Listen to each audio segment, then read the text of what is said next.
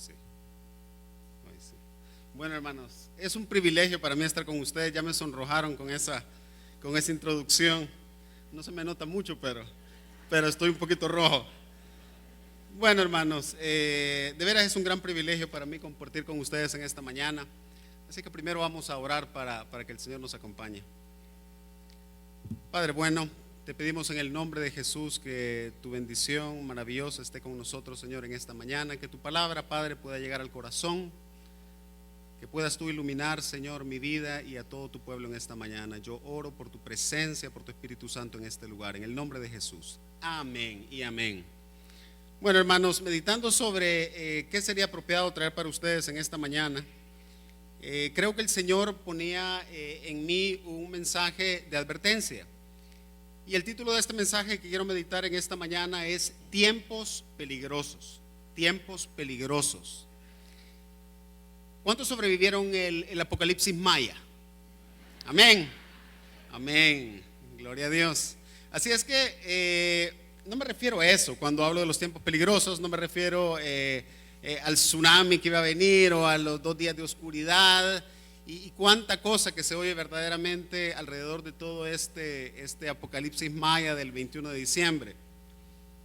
Vámonos a 2 de Timoteo capítulo 3 versículo 1.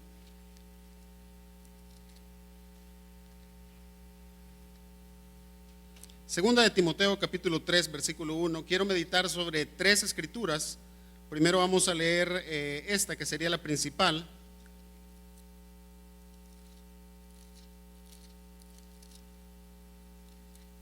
Segunda de Timoteo capítulo 3 versículo 1.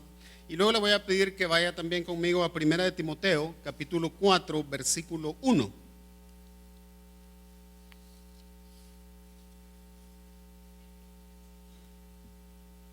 ¿Me escuchan bien allá? ¿Sí? Ok. Segunda de Timoteo capítulo 3 versículo 1. Dice la palabra, Pablo escribiendo a su discípulo Timoteo le dice: también debes saber esto, que en los postreros días vendrán tiempos peligrosos. En los postreros días vendrán tiempos peligrosos. Primera de Timoteo capítulo 4 versículo 1. Dice la palabra: pero el Espíritu dice claramente que en los postreros tiempos algunos apostatarán de la fe, escuchando a espíritus engañadores y a doctrinas de demonios. Y le voy a pedir que me acompañen a una última escritura que van a ser la base de esta meditación. Mateo capítulo 24 versículo 12. Mateo 24, 12.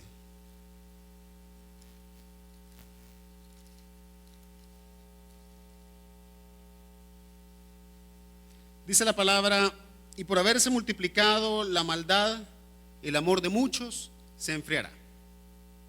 Así es que estos 3 pasajes van a ser la base y traen el centro del mensaje que Dios ha puesto en mi corazón para ustedes en esta mañana. Y si ustedes se dan cuenta, los 3 tienen una temática común. Y la temática común es una advertencia del Señor a la iglesia en el tiempo postrero. Y realmente alrededor de todo este apocalipsis maya y todo este supuesto fin del mundo, meditando en eso, realmente el Señor ponía en mi corazón este pensamiento: el riesgo de la iglesia no es ni lejanamente, hermano, un tsunami o, me explico, un megaterremoto o que haya un cambio en la polaridad de la tierra. ¿Cuántos escucharon cosas así? Que los polos iban a cambiar y tanta teoría, hermano. Pero déjeme decirle verdaderamente que el riesgo de la iglesia de ninguna manera está en los desastres naturales. El riesgo de la iglesia tampoco está incluso en una crisis económica. El riesgo de la iglesia, hermano, es mucho más sutil y es mucho más pernicioso. Cristo en su discurso del Monte de los Olivos y Pablo en sus 2 epístolas a Timoteo advierten claramente a la iglesia que va a venir un tiempo en que el ambiente va a cambiar, en que la atmósfera en la tierra va a empezar a tener un cambio de ambiente que el apóstol Pablo en 2 de Timoteo le llama tiempos peligrosos. Y fíjense que no estamos hablando verdaderamente de peligrosidad en el sentido de la delincuencia, ¿verdad? Todos aquí en El Salvador vivimos en, yo creo que el ambiente más peligroso de la tierra. en términos de delincuencia, pero no estamos hablando de peligrosidad en ese sentido, estamos hablando de una amenaza a la salud espiritual. Estamos hablando de peligro para la salud de mi fe. Y si uno medita verdaderamente en esta frase del apóstol Pablo, salta a la curiosidad el siguiente razonamiento. Bueno, Pablo era una persona que vivió retos grandes. Usted lee Hechos y se da cuenta que Pablo enfrentó persecuciones, a muerte, cosa que aquí en El Salvador, obviamente, gracias al Señor, nunca hemos pasado. Él enfrentó azotes, él enfrentó amenazas contra su integridad física, él enfrentó persecuciones de parte de los judíos, religiosidad de los judíos, falsos hermanos. Bueno, hay varias listas que él hace en sus epístolas de todas las pruebas que pasó Pablo. Sin embargo, él le dice a Timoteo: Timoteo, este ambiente en que tú y yo nos hemos desarrollado es un ambiente que va a pasar y que probablemente se vaya a desarrollar durante 2000 años de la iglesia, 2000 o lo que sea. Pero va a venir un tiempo final, Timoteo, en que se va a introducir una nueva dinámica en el ambiente del mundo y en el ambiente de la iglesia. Y esa dinámica, Timoteo, será altamente peligrosa para la iglesia. Lo mismo le dice en Primera de Timoteo. En Primera de Timoteo, Pablo dice, el Espíritu Santo dice claramente, el Espíritu Santo anuncia que viene un nuevo tiempo para la iglesia. Y en ese tiempo vienen riesgos diferentes. Y yo creo que cualquiera de nosotros estamos claros o medianamente conscientes de que estos tiempos finales, estos postreros días, son los que estamos viviendo. Amén. Estos no es un tiempo futuro, yo no le estoy hablando de aquí a 2, 3 décadas. Yo no sé cuándo el Señor viene, nadie lo sabe, pero sí sabemos, y es mi convicción personal, que estamos viviendo en esa época final. Amén, estamos viviendo en esos postreros tiempos. Algunos dicen, y pudiese ser así, que el tiempo final inició en 1948 con el renacimiento de Israel, otros en 1967 con la recaptura de Jerusalén. Otros pudieran tener alguna otra fecha de inicio. Pero sea cual sea el caso, hermanos, yo creo que nadie aquí va a debatir el hecho que esta, hermano, es la última generación. Yo no sé si faltan 20, 30, 40, 50 años, eso yo no lo sé. Pero estoy convencido que muchos de los que estamos acá vamos a ser arrebatados en el aire con el Señor. Amén. La sola convicción, hermanos, que nosotros estamos viviendo en el tiempo final deben hacer que estas 2 escrituras o estas 3 escrituras cobren una especial vida para nosotros. Pablo vio ese tiempo en el futuro. Timoteo escuchó de ese tiempo en el futuro. Pero usted y yo vivimos ese tiempo en el presente. Usted y yo estamos inmersos en ese tiempo peligroso y la escritura tiene consejo, tiene exhortación, tiene sabiduría para vivir en este tiempo peligroso. Fíjese que la dinámica de los tiempos se ha acelerado tremendamente. Si usted hace un recuento de todas las cosas que han sucedido en los últimos tal vez 60, 70 años, es asombroso el nivel de cambio en el que estamos viviendo. Usted regresa tal vez allá a 1945, finaliza la guerra mundial y el mundo se estabiliza de alguna manera en el mundo de la polaridad del capitalismo contra el comunismo, Estados Unidos, la Unión Soviética. Y el mundo se mantiene más o menos estable por 45 años aproximadamente, hasta llegar allá a la caída del muro de Berlín, 1989, y empieza, hermano, una cantidad de cambios tan acelerados que ya francamente para la persona común y corriente es imposible de seguirle la pista. Cae el comunismo en 1989, luego alrededor de unos 5 o 7 años después empieza la era de la informática. ¿Cuántos se acuerdan cuándo enviaron su primer correo? El mío lo envié creo que en 1996, 97, era una curiosidad. ¿Se puede imaginar ahora vivir sin correo electrónico? Es imposible. Vivir sin internet es imposible. Eso fue hace 15 años apenas. Luego viene el 2001, el terrorismo global. El Islam es presentado a toda la tierra y de pronto despertamos a la realidad que que hay un movimiento gigantesco en el Medio Oriente buscando la aniquilación de Israel y de toda la civilización occidental. 2003 inician las guerras en el Medio Oriente que no han parado hasta este momento. Y podríamos seguir. 2008 viene la crisis financiera global que todavía no ha terminado. Y algunos llaman a este periodo del 2010 al 2020 la era o el nacimiento de la era de la modificación genética, donde ya probablemente de aquí a 15, 20 años va a haber gente altamente modificada genéticamente. Entonces, lo que quiero hacer ver, hermano, con esta breve introducción, bueno, no tan breve, es que estos son los tiempos finales, estos son los tiempos peligrosos. Este es el tiempo que el Espíritu Santo profetizó a través de Pablo. Es el tiempo del cual el Señor Jesús dijo: la maldad se va a aumentar y la iglesia tiene que estar preparada para ese tiempo. Así es que, ¿cuáles son verdaderamente las dinámicas? ¿Cuál es el consejo de la Escritura para este tiempo final? Vamos primero al pasaje de 2 de Timoteo, capítulo 3, versículo 1, para que veamos ese primer pasaje y miremos el consejo que la Escritura tiene.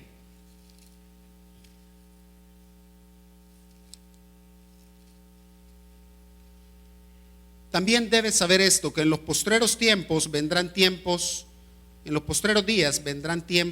peligrosos.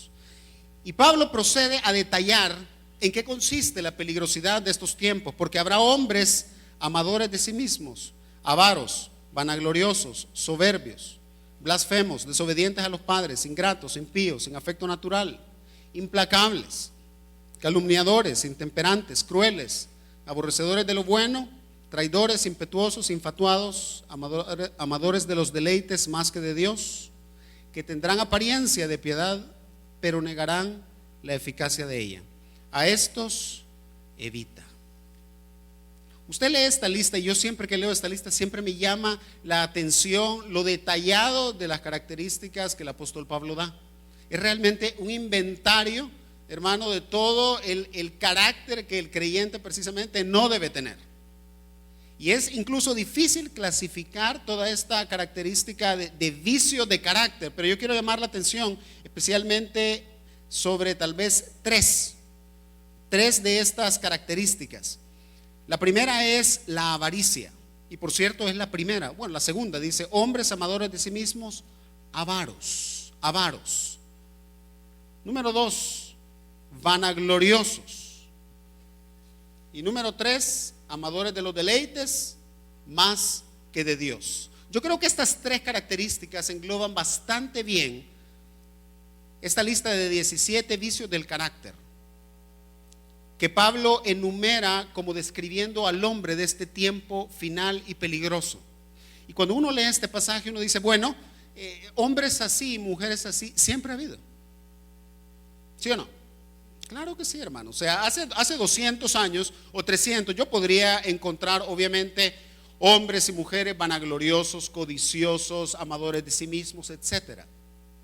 Yo me preguntaba verdaderamente cuál es realmente la característica que hace que estos tiempos sean tan particulares, si personas así siempre ha existido. Y la respuesta, hermanos, está en el versículo 5. Dice que tendrán apariencia de piedad, pero negarán la eficacia de ella. Así es que fíjese bien, lo que el apóstol Pablo está diciendo es lo siguiente: no solamente ha existido siempre en la raza humana y en la cultura hombres y mujeres con estas características, pero el problema, le dice Pablo a Timoteo, es que en el tiempo final este carácter va a ser aceptado, va a ser generalizado dentro de la iglesia, Timoteo. El problema, Timoteo, es que ese tipo de hombre siempre ha existido afuera. Ese tipo de carácter siempre ha sido aceptado afuera. Pero, Timoteo, viene el tiempo en que ese tipo de carácter, esas 17 características que ahora le podríamos llamar antivalores, que realmente no son más que la vida plena de la carne, van a ser aceptadas dentro de la iglesia y va a ser casi el carácter generalizado del siervo de Dios. Va a ser el carácter generalizado del siervo de Dios. Hermano, y con dolor verdaderamente se los digo, habría que aceptar el hecho que muchos de los grandes mujeres y hombres de Dios de los últimos tal vez 30, 40, 50 años, y obviamente sin nombrar a ninguna persona, han exhibido algunas de estas características. Hombres y mujeres que ganan muchísimo respeto, muchísima admiración, grandes plataformas, pero que finalmente el carácter de estas personas no está de acuerdo con la plataforma y con la influencia que Dios les ha dado, sino que son personas precisamente que ocupan estas plataformas para vanagloriarse, que ocupan estas plataformas para ganar sobre ellos atención. Y sabe lo más importante, hermanos, es que uno pudiera decir como creyente, como feligrés que asiste a una congregación, sí, el liderazgo es así, las personas que se paran enfrente son así. Pero ¿sabe lo que pasa, hermano? Que el liderazgo realmente refleja el estado espiritual de cada persona que está sentado en las iglesias. Amén. Amén, eso es cierto. Eso es cierto, hermano. La persona que se para, no solamente acá, en cualquier púlpito en El Salvador y en el mundo, está reflejando verdaderamente el estado de la iglesia en general. Y Pablo le dice a Timoteo, Timoteo, el gran riesgo que nunca hemos vivido. Ahorita sufrimos persecución del Imperio Romano, o lo vamos a sufrir dentro de algunos años. Somos perseguidos por los judíos, somos amenazados a muerte, pero dentro de la iglesia nosotros valoramos el carácter de Cristo. Dentro de la iglesia nosotros valoramos la integridad de los siervos de Dios. Nosotros somos perseguidos, pero por dentro admiramos el carácter de Cristo. Pero va a venir un tiempo, Timoteo, en que se va a infiltrar en la iglesia este tipo de siervo, sierva y creyente común y corriente, que va a ser amador de sí mismo, que va a ser vanaglorioso, que va a ser amador de los deleites más que de Dios. Y en Primera de Juan, no le voy a pedir que vaya conmigo, Primera de Juan capítulo 2, un versículo muy conocido.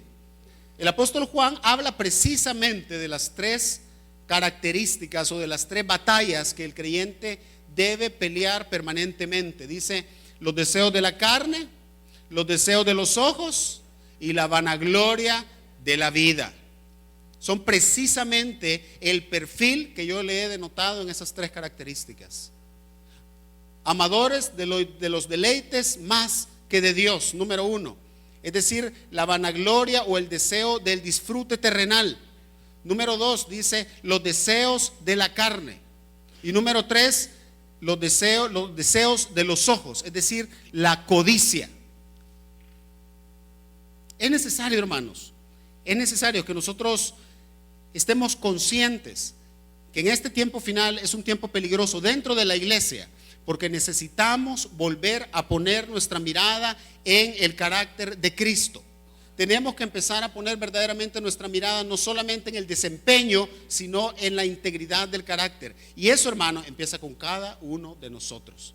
Ese es un problema no de los que predican la palabra, no de los líderes, sino es un tiempo peligroso para toda la iglesia. Amén. Dice la palabra, vamos al segundo pasaje, que es Primera de Timoteo. No, ¿sabe qué? Antes de eso quiero notar un último punto acerca de este pasaje de Segunda de Timoteo. Vamos al versículo 8.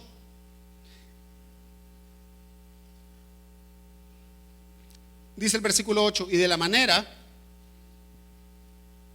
que Janes y Jambres resistieron a Moisés, así también estos resisten a la verdad. Hombres corruptos de entendimiento, réprobos en cuanto a la fe. Pablo termina este pasaje haciendo una comparación y dice, Timoteo, estos hombres que tienen estas 17 características se van a parecer en el tiempo final a dos individuos que se llaman Janes y Jambres. Janes y Jambres fueron los dos hechiceros que resistieron a Moisés en la corte de Faraón. Y recuerda usted lo que hicieron esos hechiceros. Cuando Moisés presentó su primera señal delante de Faraón, estos brujos, porque eso eran realmente brujos, hechiceros genuinos de Faraón, hicieron el mismo prodigio que Moisés. Y de hecho las primeras 3 o 4 plagas, no recuerdo exactamente, también fueron replicadas por los brujos de Faraón. En otras palabras, había una exhibición de poder sobrenatural engañoso que estaba tratando de validar el carácter y la religión y el ocultismo de Faraón. Y hermano, déjeme decirle que en este tiempo final es precisamente una de las características que hace a este tipo de hombres tan peligrosos. Porque a veces las señales, los milagros, los prodigios acompañan este tipo de mensaje. A veces, hermano, usted va a ver plataformas en las cuales se exalta cualquier cosa menos el carácter de Cristo, pero acompañada de señales y milagros. Y hermano, qué tremendo reto eso. Qué tremendo reto el precisamente ver a un siervo, una sierva de Dios o un hermano común y corriente, cuyo carácter no refleja el carácter de Cristo, que exalta unas virtudes completamente de la carne, pero con señales y milagros. Eso es precisamente lo que enfrentó Moisés. Faraón dijo: no me impresionas en lo más mínimo, mis brujos pueden hacer exactamente lo mismo. Número 2, según 1 de Timoteo, capítulo 4, versículo 1. Pero el Espíritu dice claramente que en los postreros tiempos algunos apostatarán de la fe, escuchando a espíritus engañadores y a doctrinas de demonios.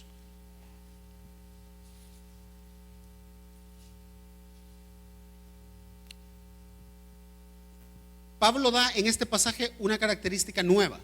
Ahora Pablo ya no está hablando de hombres en particular que tienen una serie de características contrarias a Cristo, sino que dice Pablo o Timoteo, hay una característica, hay una circunstancia adicional que se va a dar en los últimos tiempos, y es que la iglesia va a empezar a escuchar y va a empezar a ser expuesta a dos cosas: a la voz de espíritus engañadores y a doctrinas de demonios.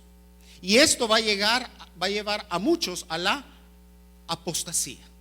La apostasía es un término, hermano, técnico que verdaderamente significa el apartarse de la fe o el quedar del lado en el camino. Viene de una palabra compuesta griega que significa separación, separar. Entonces Pablo está diciendo, otro de las características que hacen tan peligrosas el tiempo final es que muchos creyentes van a ser impulsados a separarse de la verdadera fe. Y van a ser dos los factores que van a llevar a esto. Número 1, la voz de los espíritus engañadores. Y número 2, las doctrinas de demonios. Y yo quiero que analicemos brevemente cada uno de estos dos puntos. Número 1, los espíritus engañadores. Estos espíritus engañadores, hermano, no es necesariamente la voz directamente del espíritu engañador que habla a su vida. No es esa voz acusadora del enemigo que cuando usted peca o cuando usted se siente desanimado lo quiere botar más. No, estamos hablando nuevamente de gente que es instrumentalizada por el enemigo para llevar un mensaje engañador. En otras palabras, desde los púlpitos, desde las casas de estudio bíblico, de persona a persona, va a empezar a infiltrarse en la iglesia consejos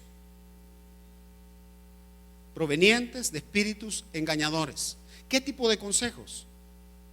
Consejos que nos llevan verdaderamente a empezar a tener comunión ya no con el Espíritu Santo, sino con las fuerzas de las tinieblas. Y hermano, no es nada raro hoy en día ver que creyentes que han entregado realmente su vida a Cristo recurren, además de recurrir a Cristo, a tantas fuentes de poder del enemigo.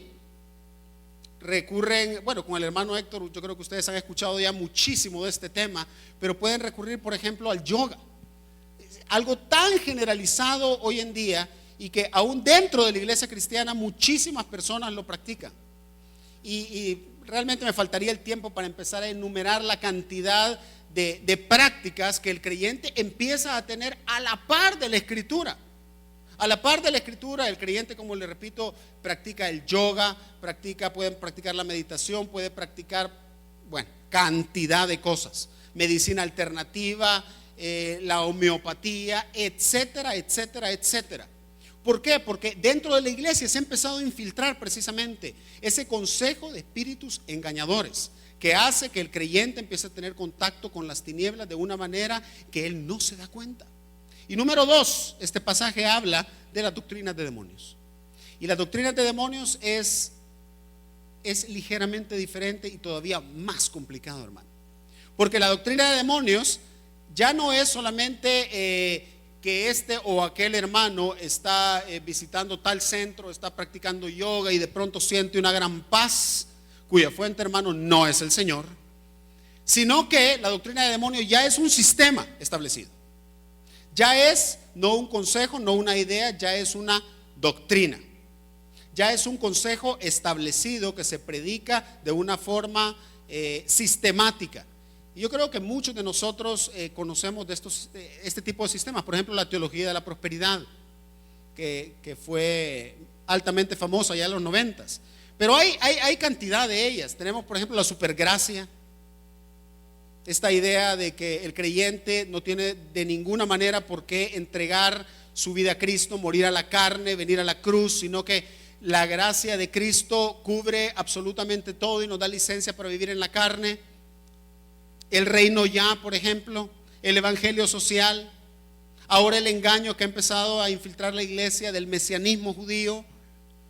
Y hermano, verdaderamente yo a veces me quedo asombrado y asustado de ver la cantidad de doctrinas, como dice la escritura, de demonios que están siendo expuestas en la iglesia de Cristo.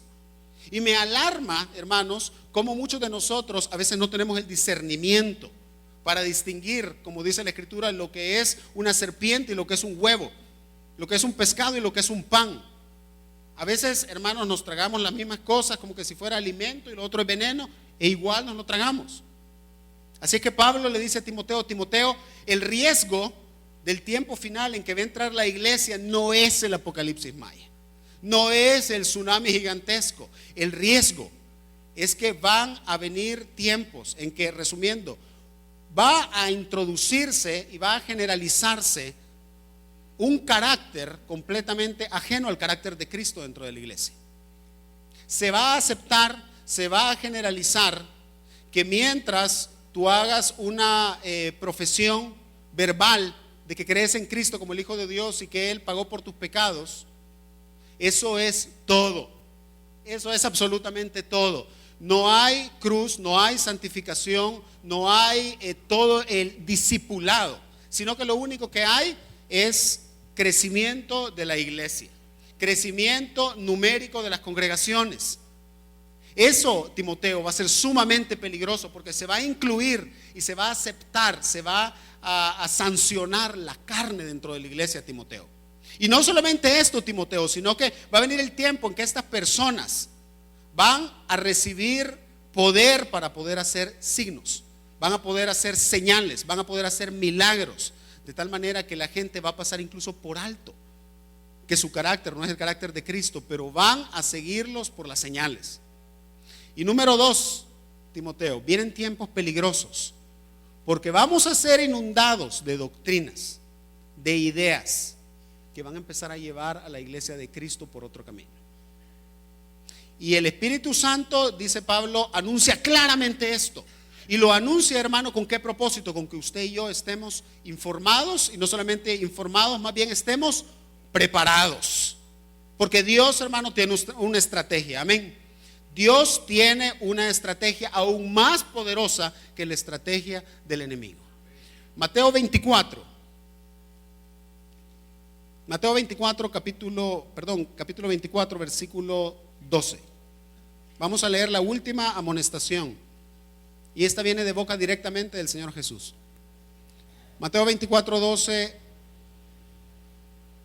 dice: y por haberse aumentado la maldad, el amor de muchos se enfriará. Por haberse aumentado la maldad, el amor de muchos se enfriará. Nuevamente, hermanos, esta es una advertencia del Señor, no acerca de guerras, no acerca ni aún del anticristo, no acerca de persecuciones, porque, hermano, si vienen desastres, si viene persecución, si viene calamidad, ¿qué ha sucedido en la iglesia de Cristo históricamente? ¿Quién me puede decir? Avivamiento, consagración. El creyente cuando es topado por los problemas, a las rodillas. El creyente cuando está afligido busca a Cristo, se santifica, y la iglesia siempre ha salido en victoria de toda persecución que el enemigo ha traído. Amén. Y hermano, si viene cualquier tipo de persecución, cualquier tipo de desastre, cualquier tipo, porque van a venir cualquier tipo de calamidad generalizada sobre el planeta, hermano, tenga por seguro que la iglesia va a salir más avivada, con más poder, más victoriosa. Así es que, hermano, usted nunca debe temer a eso. Nunca. Nunca la escritura dice: iglesia, tengan cuidado porque vienen tiempos peligrosos en que los mercados financieros van a fallar. Nunca dice el apóstol Pablo: vienen tiempos peligrosos porque vienen sismos de 7, 8, 9 grados. Vienen tiempos peligrosos porque la maldad en la cultura se va a aumentar de tal manera que va a empezar a influenciar a la iglesia de Cristo. Y eso sí es un problema. Cristo dijo: en los últimos tiempos, la maldad, y cuando estamos hablando de la maldad, no estamos hablando de la maldad dentro de la iglesia de Cristo, sino la maldad en la cultura, va a empezar a escalar de tal forma, va a empezar a multiplicarse de tal forma, que el creyente y que la iglesia que ya aceptó el liderazgo separado del carácter de Cristo, que ya está infiltrada de doctrinas de demonios, que ya escucha espíritus engañadores, va a ser presa fácil de la escalada de maldad en la cultura. Porque, hermano, dígame usted, ¿cómo puede una iglesia, cómo puede el creyente que no pone énfasis en su carácter, que no pone un énfasis en la santificación, en el discipulado, cómo puede resistir esta ola, este tsunami de maldad que ha venido sobre la tierra? Yo no sé si usted se ha dado cuenta, hermano. Con mi esposa siempre comentamos que las pocas veces, no vamos mucho al cine, pero las pocas veces que vamos al cine, yo salgo, hermano, escandalizado hasta lo último. Y no salgo escandalizado, hermano, porque yo no sé que voy a un lugar en que muchas veces se glorifican las cosas del mal, sino porque lo que yo crecí viendo que se glorificaba en el cine ya es un juego de niños. Eso ya se glorifica en las películas de los niños. Ahora, hermanos, se glorifican unas cosas que francamente ni quiero mencionar en el púlpito. Son cosas escandalosas para mí realmente. Y deberían ser escandalosas no solo para mí, sino para cualquier creyente que tiene el Espíritu Santo en su interior. Yo le digo a mi esposa: hay un choque de espíritus aquí, yo no puedo resistir esto. Y, hermano, y créame, no porque yo me esté poniendo aquí como santurrón o como una persona, verdad, hiperespiritual. No, hermano. Cualquiera de ustedes que tiene el Espíritu Santo en su corazón tiene, hermanos, a Dios, a Cristo viviendo en su interior. Y si usted entra a un lugar donde se está glorificando el ocultismo, el espiritismo, hermano, usted va a sentir un choque. Amén.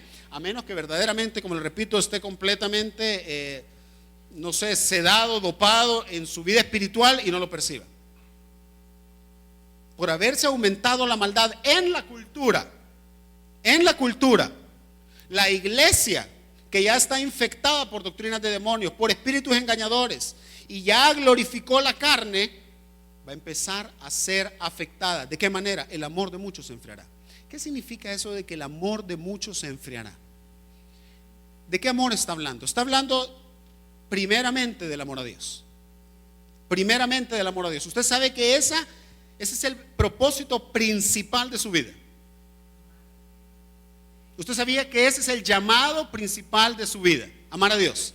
Hermano, el llamado principal de su vida, la misión de su vida, el porqué de su vida, no es el servicio cristiano, no es un gran ministerio, no es salir adelante en la vida, no es jubilarse bien. Es amar a Dios con todo su corazón, con toda su mente, con toda su alma y con todas sus fuerzas. Amén. Cuando a Cristo le preguntaron: maestro, ¿cuál es el primer mandamiento? Cristo citó esto. Lo más grande que hay en la vida, lo más grande, la meta más grande, el hombre más exitoso, la mujer más exitosa, es el hombre y la mujer que está apasionado por Dios. Así es que, hermano, Cualquier cosa que atente y que empiece a enfriar y echar agua helada sobre esa pasión, sobre ese fuego que usted tiene en su corazón hacia Dios, eso es una amenaza real, hermano. Deje usted el apocalipsis maya, deje usted los tsunamis, deje usted los terremotos. Esa es una verdadera amenaza. Que el amor suyo, que a veces puede ser, aunque sea una llama pequeña, puede ser el inicio de una pasión, pero hermano, guarde esa pasión. Guarde ese pequeño fuego, guarde esa fogata que usted tiene por Dios. Trate de avivar esa fogata por Dios. Trate de que esa curiosidad se vuelva una pasión, que a usted lo controle. Pero Satanás lo que quiere es, a través de la maldad de la cultura, empezar a enfriar el fuego de la iglesia. Y lo primero que se va es el amor por Dios, y lo segundo que se va es el amor por los hermanos. ¿Y con qué hemos terminado, hermanos? Entonces, resumiendo estos 3 pasajes, hemos terminado, o podemos terminar, con una iglesia llena del carácter de la carne, con predicadores, con signos, señales, maravillas engañosas como Janes y Jambres. Número 2, infestada, llena de doctrinas de demonios, llena de consejos de espíritus engañadores. Y número 3, seducida con las prácticas del mundo. Dígame si esos no son tiempos peligrosos. Estos son tiempos peligrosos, hermanos. Pero ¿sabe qué? Gloria a Dios, que para un plan del diablo, Dios tiene un mejor plan. Amén. Vaya conmigo a Hechos capítulo 2, y con esto vamos a ir terminando. Hechos capítulo 2, versículo 17.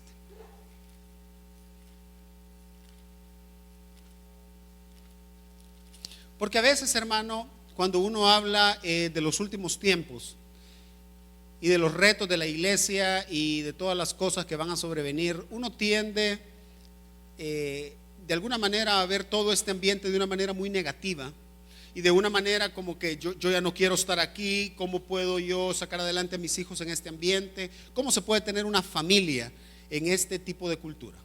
Pero verdaderamente, hermano, se lo digo de corazón, para cada plan satánico Dios tiene un plan más glorioso.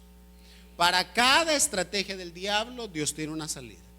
Y la salida de Dios, o más bien lo que tiene Dios para el tiempo final, para la iglesia, está en Hechos 2:17. Es un pasaje, hermano, precioso, y de ninguna manera lo vamos a desarrollar, pero solo le quiero leer el versículo 1. Y en los postreros días, dice Dios. Fíjese que es el mismo periodo del que está hablando Pablo. Pablo dice: Timoteo, debes saber que en los postreros días, el Espíritu Santo dice claramente que en los finales días. O sea que coincidente, hermano, con los tiempos peligrosos, viene también un tiempo glorioso. Viene el tiempo del mayor derramamiento del Espíritu Santo que la iglesia ha conocido. Amén. Hechos 2:17. En los postreros días derramaré de mi espíritu sobre toda carne. Amén. Hermano, eso significa usted.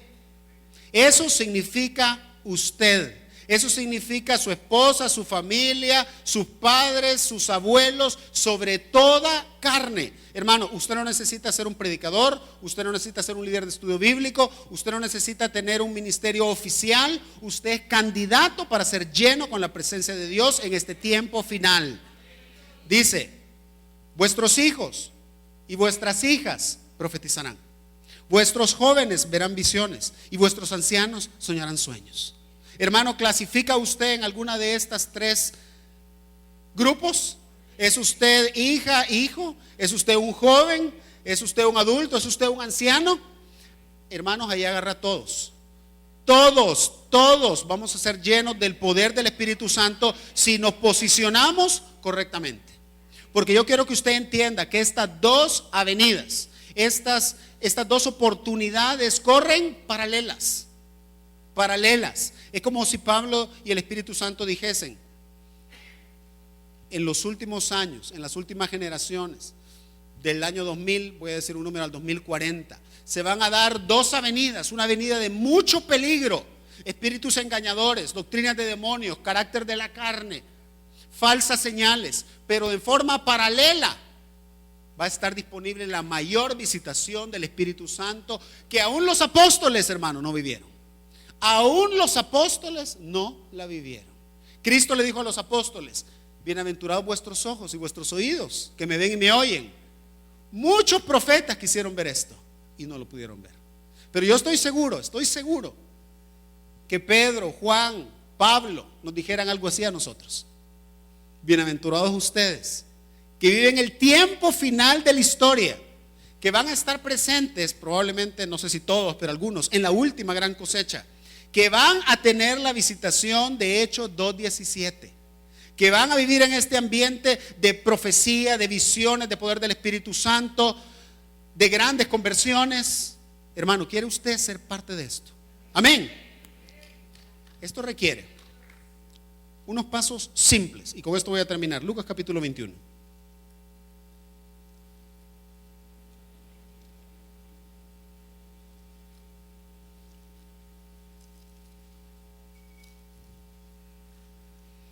Lucas capítulo 21, versículo 34.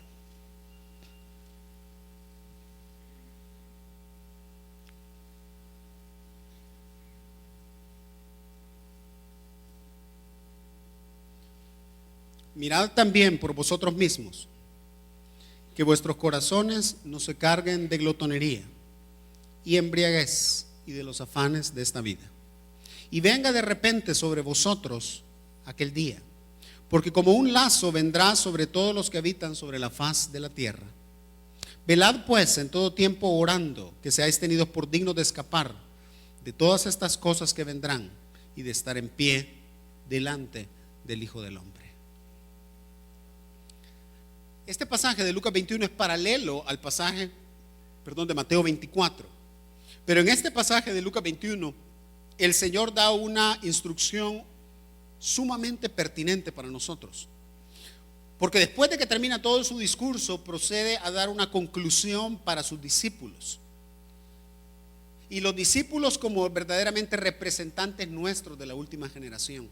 Es como que el Señor nos estuviera ahora hablando a nosotros, a la época de la era de la informática, a la generación Google. Le dice el Señor: miren por ustedes mismos. 3 cosas: que vuestros corazones no se carguen de glotonería, embriaguez y los afanes de esta vida. Quiero mencionar rápidamente algunos puntos. Número 1, mirad por vosotros mismos. Cristo nos dice: hijo, en este tiempo final en que hay tanto peligro y tanta oportunidad, en que tú estás frente a la disyuntiva de ser engañado y de glorificar la carne, o de ser lleno y visitado por el Espíritu Santo como nunca antes, tú tienes que estar atento.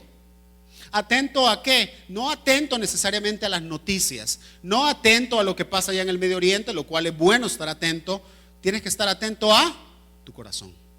Tienes que estar atento a tu corazón. Miren por ustedes mismos. Hermano, usted no necesita que su líder de estudio bíblico o el pastor lo amoneste. Usted necesita diariamente estar atento a su corazón, estar haciendo un diagnóstico continuo de su corazón. Mira por ti mismo. ¿Qué cosa? Que tu corazón no se cargue de 3 cosas. Y fíjese que no estamos hablando, el Señor no está hablando de la glotonería y no está hablando de la embriaguez que entra por la boca. Cristo no está diciendo: mira, hermano, que el 24 no te pegues una gran forrada.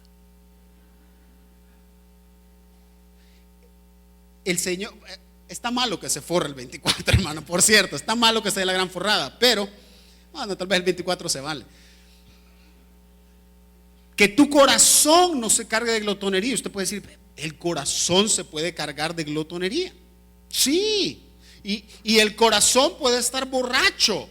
No el cerebro, hermano, no su sistema nervioso, el corazón. Y el corazón, no estamos hablando del miocardio, del asiento de la vida espiritual puede estar embriagado. Y el asiento de la vida espiritual puede estar lleno de los afanes de este mundo. ¿Qué es la glotonería del corazón? El exceso de placer. Hermano, hay un nivel de placer que es sano, justo, ordenado por Dios. Pero nosotros podemos vivir en ese lugar en que yo tengo exceso y exceso y exceso de placer. ¿Y qué pasa cuando el corazón tiene exceso de placer? Pierde el apetito por Dios. Totalmente. Y este no es el tema de esta prédica, pero ¿por qué cree usted de que el ayuno me acerca a Dios?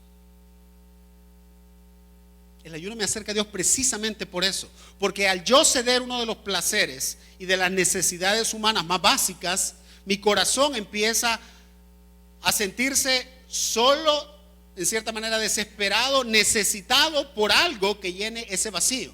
Y adivine qué es lo último o lo único que yo puedo buscar, es a Dios. Porque ya no puedo recurrir al chocolate, hermano. Amén. Ya no puedo recurrir, me explico, a la carne, a los frijoles. Tengo que recurrir a Dios. Número 2, que no se cargue de embriaguez. En otras palabras, que la cultura no aturda mis sentidos espirituales. Que yo no llegue a ese punto en que la cultura que me rodea, que la era de la informática, que el estar clavado en Facebook, que el estar metido en las redes sociales y en cualquier cosa, hermano, no es que yo tenga nada contra eso, cualquier cosa que aturda mi discernimiento espiritual, de tal manera que yo me comporte como que estoy bolo espiritualmente. Hermano, y usted sabe que a un bolo se le puede, bueno, un bolo a veces hace daño, pero a veces a un bolo uno le puede quitar varias cosas bien fácilmente. ¿Sí o no? Hasta hay un dicho, ¿verdad? Pero no se lo voy a repetir. Como dicen salvadoreño, que esto es más fácil que, si lo conocen, ¿verdad? Así es, hermano, y así es con nuestra vida espiritual. A veces Satanás dice, este cristiano está bolo espiritualmente, este no puede caminar derecho, sus sentidos espirituales están totalmente aturdidos. Como dice Hebreos, él ya no puede discernir lo bueno de lo malo. Como dice también Proverbios, sus ojos ya no están en la cabeza, no ve directamente. Y número 3, no te cargues con los afanes de este mundo. Y yo creo, hermano, que de las 3, esta es la más perniciosa. Esta es la más difícil, los afanes de este mundo. Vivimos, hermano, en un ajetreo, en una época, hermano, tan rápida, que yo creo que el Señor Jesús por eso lo dejó de último. 3 riesgos fundamentales para el creyente que se quiere posicionar para el último avivamiento. Evita la glotonería de tu corazón, disfruta, pasa buen tiempo, pero ten cuidado, tú siempre tienes que buscar la llenura de tu corazón en Cristo. Número 2, ten cuidado que tus sentidos espirituales no se aturdan con exceso de información, de cultura, exceso de diversión, exceso de la basura de los medios. Y número 3, ten cuidado que tu trabajo sea un medio, no sea el fin. Y termino, hermanos. Velad pues en todo tiempo orando. Velad pues en todo tiempo orando, que seáis tenidos por dignos de escapar de todas estas cosas que vendrán y de estar en pie delante del Hijo del Hombre. ¿Cuántos quieren estar delante del Hijo del Hombre en pie, habiendo terminado la carrera en victoria? Amén. Hermano, yo le digo con todo mi corazón que es el deseo de mi corazón estar en pie delante del Hijo del Hombre y oír esas palabras: bien, buen siervo y fiel. Y yo sé, hermanos, que es el deseo de todos ustedes también, el estar en pie delante del Señor y decir: Señor, fue por tu gracia únicamente. No fui yo, no fue mi esfuerzo, fuiste tú, fue tu gracia. Pero, hermano, para recibir esa gracia, usted se tiene que posicionar. Usted se tiene que ubicar donde fluye el aceite. Y el aceite fluye en el lugar de oración, en el lugar de consagración, en el lugar del creyente que dice: vivo en la era de la informática, vivo en la era de Google, del internet, de Facebook, pero mi corazón es un corazón humano que late únicamente con el corazón de Cristo. Amén. Vamos a orar. Padre bueno, te damos gracias, Señor, por este tiempo que nos ha tocado vivir. Te doy gracias, Señor, porque en tu plan maravilloso tú, Señor, designaste desde los tiempos eternos que cada uno de nosotros viviera en este tiempo, Señor. Tiempos peligrosos, pero tiempos de oportunidad. Yo te ruego en el nombre de Jesús que tu Espíritu Santo pueda, Señor, tocar a cada persona, a cada familia en este lugar, Señor. Y que este final de 2012, Señor, que presagiaba en la mente del mundo tantas cosas malas, Señor, que verdaderamente presagie para nosotros Señor, un nuevo tiempo contigo, un tiempo de consagración, un tiempo, Señor, de dedicación a ti. Yo oro en el nombre de Jesús para que el fuego, Señor, que está en los corazones de cada hermano y hermana, Señor, en este lugar, de cada joven, de cada niño, que pueda ser avivado en el año 2013, Señor, de una manera nueva y fresca. Yo oro, Señor, para que nos libres de todo mal. Como tú oraste, Señor, al orar por tu iglesia, no te pido que los quites del mundo, porque estamos en el mundo, pero no somos del mundo, sino que los guardes del mal. Yo le voy a pedir, para finalizar rápidamente, que si usted quiere dedicar este año 2013 para una vida de búsqueda del Señor y una vida de santidad para Él, no un compromiso de ser sin falta, pero un compromiso de poner la mira en el carácter de Cristo, en las cosas de arriba, yo le voy a pedir que se ponga de pie como un acto de fe, diciéndole: Señor, allá en el mundo algunos creen que ha amanecido una nueva era, pero Señor, para mí, en este año que está finalizando 2012 y en este 2013 que está a punto de empezar, yo quiero consagrarme a ti, Señor. Que a pesar de vivir en una época tecnológicamente avanzada, yo quiero que mi corazón siga fiel a ti, Señor. Padre, yo me consagro a ti en el año 2013. Yo me dedico entera y completamente a ti en el año 2013. Perdona, Señor, si he caminado distraído, aturdido, en glotonería. Eso queda atrás, Señor. Gracias por tu perdón. Pero yo te pido que en el año 2013 tú me acerques a ti y que tú me seduzcas a mí, Señor, de una manera poderosa. Y te ruego, Señor, que me libres de todo lazo que el enemigo pueda tener sobre mi vida. Quita, Señor, todo engaño de mi corazón. Abre mis ojos, Señor, a todo engaño que yo he escuchado, a toda doctrina de demonios a la cual yo he sido expuesto. Y yo te pido que tu Espíritu Santo me lleve a toda verdad desde este día en adelante, Señor.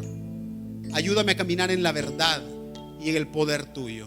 En el nombre de Jesús te doy gracias. Amén y amén. Que Dios les bendiga, hermanos.